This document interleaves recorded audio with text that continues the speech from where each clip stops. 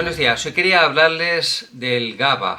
El GABA es un neurotransmisor cerebral que actúa inhibiendo el sistema nervioso y es más conocido como ácido gamma aminobutírico. Realmente es un neurotransmisor poco conocido para el público en general, a pesar de que su importancia es crucial y muchas personas que toman benzodiazepinas en la actualidad, en cierto modo, están provocando una estimulación de este receptor en el cerebro. El GABA es una molécula que se conoce desde 1800, finales de 1800, pero sin embargo ha adquirido mayor notoriedad en los años 50, en particular desde que se descubrieron algunas benzodiazepinas como el clorazepato dipotásico y más tarde el Valium. Estas sustancias, que son dos tipos de benzodiazepinas, luego fueron completadas con muchas otras de la misma familia que van desde el lormetazepam hasta el orfidal, es decir, el lorazepam, el midazolam, etc. Hay una amplia gama de posibilidades que son las que se manejan actualmente para el control de la ansiedad y el estrés.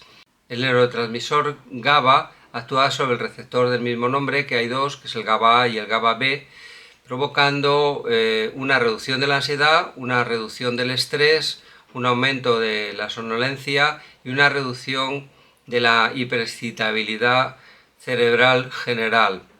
¿Esto qué significa? Básicamente el cerebro tiene dos estados, por así decirlo, extremos. Uno, la somnolencia extrema, que es el estado de coma, que al final aboca a la muerte cerebral, es la antesala de la muerte cerebral, y otra que es la hiperexcitabilidad extrema, que es característica de los estados de insomnio graves y de estados de ansiedad muy severos. Pues bien, el GABA lo que hace es reducir la hiperestimulación cerebral y favorece la aparición de estados de ensoñación y de relajación. Por lo tanto, es determinante en el estado de tranquilidad que muchos sujetos intentan buscar en la vida cotidiana. Realmente nuestro conocimiento sobre este neurotransmisor se ha incrementado mucho a partir de los años 50.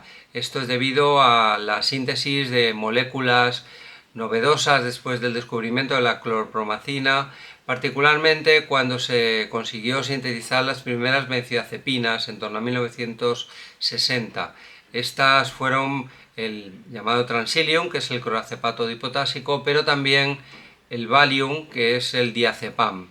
El diazepam fue un récord de ventas absoluto y su consumo se ha disparado de manera desproporcionada en Occidente, hasta el punto de que existe un consumo habitual de un porcentaje muy grande de la población que lo consumen con el fin de tranquilizarse o simplemente dormir.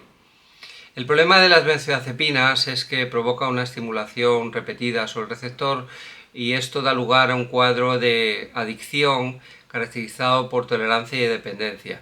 Este es el motivo por el que hay ciertos países en los que incluso su uso se ha controlado o reducido y se plantean algunos estados incluso la prohibición. El problema de las benzodiazepinas es que actualmente en España tienen venta libre y su empleo se ha generalizado. El problema es que los tratamientos con benzodiazepinas deben ser de una duración determinada y deben ser prescritos por un tiempo inferior a un mes o 2 meses. Claro, la cuestión es que cuando la ansiedad persiste por más tiempo, existe dificultad para manejarla y muchas personas no acceden a servicios médicos o siguen utilizándolas porque no pueden ser capaces de controlar la ansiedad. Es necesario saber que el uso de benzodiazepinas en tiempos largos, superiores a un año, producen un alto riesgo de dependencia y la retirada suele ser dificultosa porque provocan un cuadro de privación basado en la abstinencia. A nivel de investigación existen algunos estudios bastante interesantes sobre las benzodiazepinas que nos deben hacer recapacitar si realmente tiene sentido su uso prolongado. Por ejemplo, hay un debate crónico respecto a si las benzodiazepinas son responsables de la inducción de demencia o no. Parece ser que la investigación no puede afirmar que haya un mayor riesgo de demencia debido al uso de benzodiazepinas. Pero sí que es verdad que en ciertos estudios se ha observado que el consumo crónico de benzodiazepinas da lugar a una reducción del tamaño del hipocampo y de la amígdala, que en realidad son sugestivos de un cierto deterioro neurodegenerativo. Por lo tanto, deben ser utilizadas con precaución. Otra cuestión es el deterioro cognitivo a largo plazo que pueden provocar el uso de benzodiazepinas. Está comprobado por la clínica que muchas personas que son consumidores crónicos de benzodiazepinas tienden a tener ciertas dificultades cognitivas que principalmente se basan en la cuestión de una cierta pérdida de memoria, déficit de atención y de concentración. Es cierto que gran parte de estos problemas deberían desaparecer con la abstinencia y con la eliminación del consumo, pero queda sin quedar claro por completo si el consumo prolongado a lo largo de décadas puede dejar secuelas significativas. Otra cuestión importante es el empleo de las benzodiazepinas en la conducción. En los prospectos de los medicamentos se aconseja que las benzodiazepinas no deben ser utilizadas cuando se va a hacer uso de vehículos de tracción mecánica. Realmente tiene todo el sentido porque la capacidad cognitiva queda mermada y por lo tanto existe un mayor riesgo de accidente.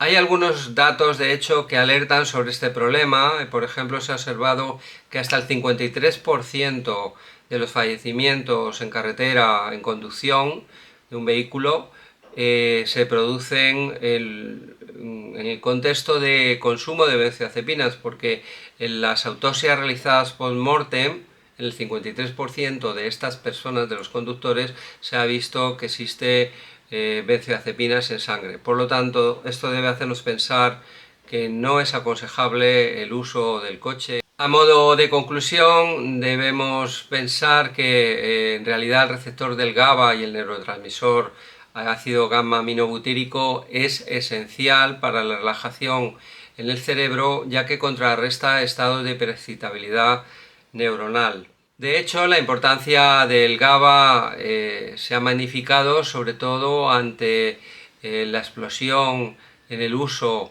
generalizado de las benzodiazepinas como consecuencia del elevado nivel de estrés al que están sometidos los sujetos en la sociedad actual.